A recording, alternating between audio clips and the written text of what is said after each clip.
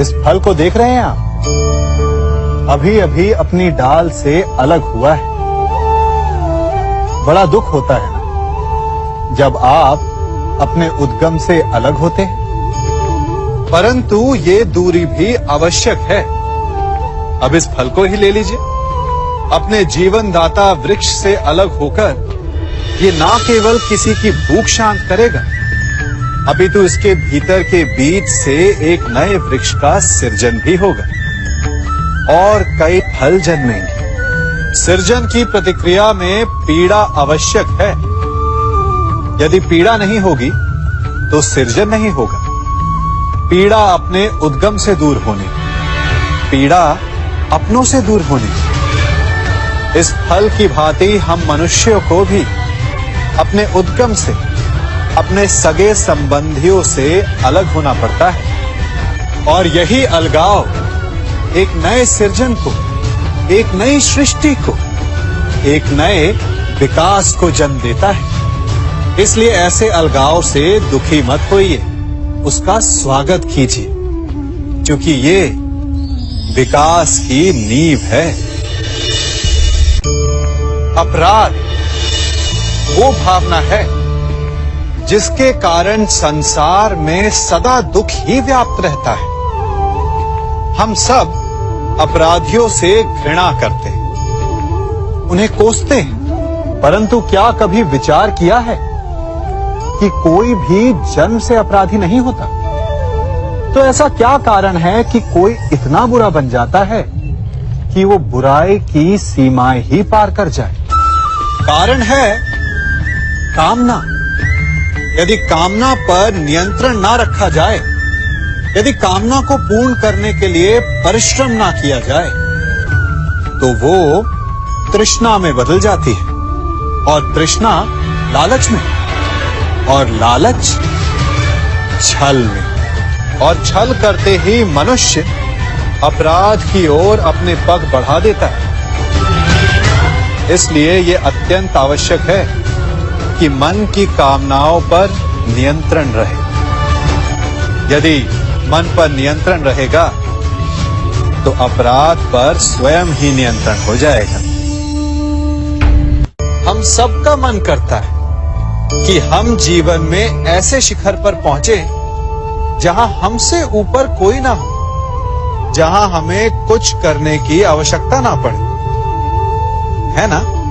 कुछ लोग इस शिखर पर पहुंच भी जाते हैं, परंतु उनका मन सदा विचलित रहता है। इतनी मनोरंजक बात है ना कि जिस विश्राम को पाने के लिए हम इतनी मेहनत करते हैं, इतना परिश्रम करते हैं, वो हमें मिलता ही नहीं। कारण स्वयं सोचिए, वन का राजा होने के पश्चात भी सिंह को अखेट के लिए परिश्रम क्यों करना पड़ता है? सोचिए। मैं बताता हूं, क्योंकि राजा होने का अर्थ ये नहीं कि वो सदा सोता रहे और मृग स्वयं उसके समक्ष आकर कहेगा कि आइए महाराज, मुझे खाकर अपनी भूख मिटाइए।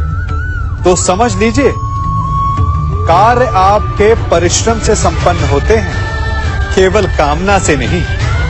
यदि आप नीचे हैं तो सदा स्मरण रखें कि आपका परिश्रम ही आपको ऊंचाइयों पर ले जाएगा, और यदि आप ऊंचाई पर हैं तो वहां पर भी रहने के लिए आपको निरंतर परिश्रम करते रहना होगा। अर्थात परिश्रम से मुक्ति नहीं है, क्योंकि परिश्रम ही जीवन है। सबसे अधिक महत्वपूर्ण क्या है? जीवन, या जो जीवन में पाया, यात्रा, या यात्रा पूर्ण करने के बाद पाया गया लक्ष्य, कर्म या उसके फल? बहुत ही महत्वपूर्ण परंतु विकट प्रश्न है ना? परंतु तनिक धीरज से सोचेंगे तो इसका उत्तर अधिक कठिन नहीं है। यदि जीवन यात्रा है तो उसका लक्ष्य क्या होना चाहिए? स्वयं सोचिए। मान, संतान, धन, नहीं ना। अंतिम लक्ष्य है परम आनंद, और ये अचानक से नहीं मिलता। इसे पाने का केवल एक ही उपाय है, और वही आपका कर्म है, वही आपकी यात्रा भी, और वही आपका प्रारब्ध भी है।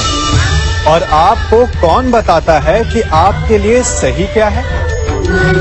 वो है आपका मन, जो मस्तिष्क की भांति हानि और लाभ नहीं सोचता, जो आपको ये बताता है कि शुभ किसमें है, संसार का कल्याण किसमें है, आनंद किसमें है। यदि आपका मन संयमित है तो वो आपका सबसे महत्वपूर्ण मार्गदर्शक है, जो आपकी यात्रा, आपका लक्ष्य, आपके कर्म और उसके फलों को सबको शुभ बना सकता है।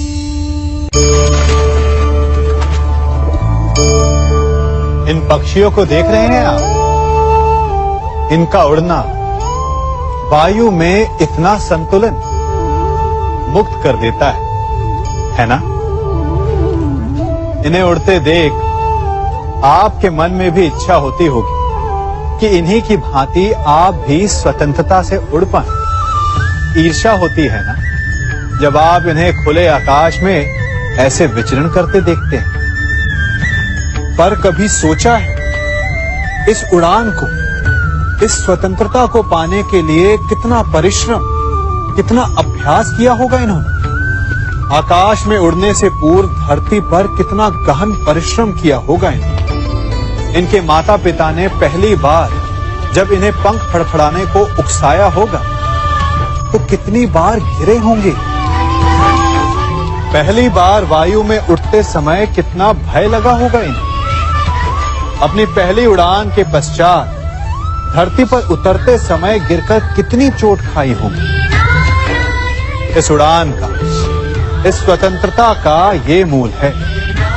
यदि आप ये दे सकते हैं तो अवश्य आप भी इस स्वतंत्रता को पा सकते हैं। इन पक्षियों की भांति ही अपने चारों ओर जब भी आप किसी सफल मनुष्य को देखें तो उससे ईर्ष्या ना करें, उसके परिश्रम और पीड़ा को समझने का प्रयास करें जो उसने यहां तक पहुंचने में पाई है। प्रेरणा लें, प्रयास करें और स्वयं भी सफल हो जाएं।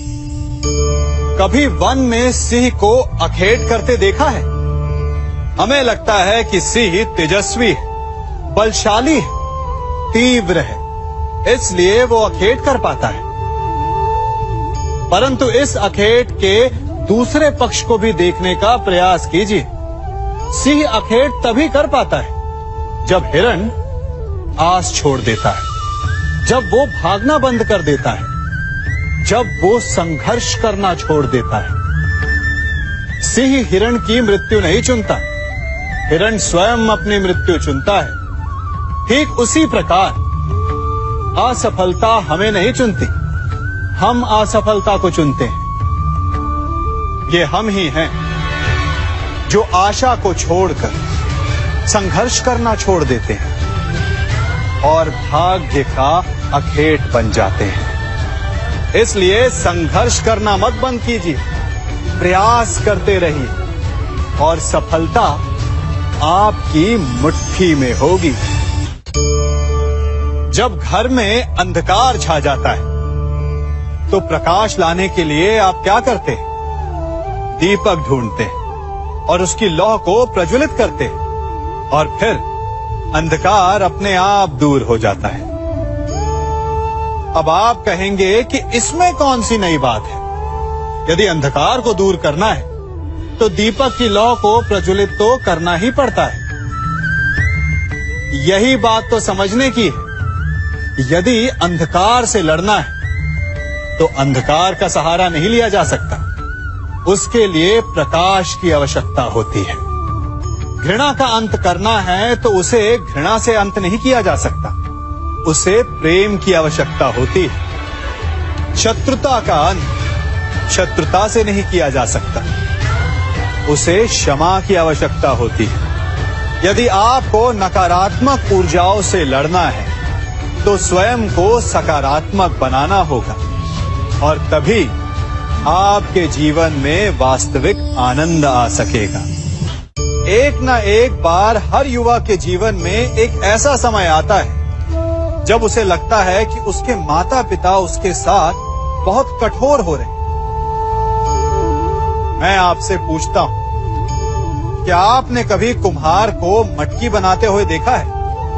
वो गीली माटी से मटके को चाक पर आकार देता है और वास्तविक आकार वो मटकी को तब देता है जब वो लकड़ी के संभल से मटके को बाहर से पीटता है। हम सभी उस कुम्हार को मटके को पीटते हुए देखते हैं, परंतु उस कुम्हार के उस हाथ को नहीं देखते जो मटके को भीतर से बाहर की मार से सहारा दे रहा है।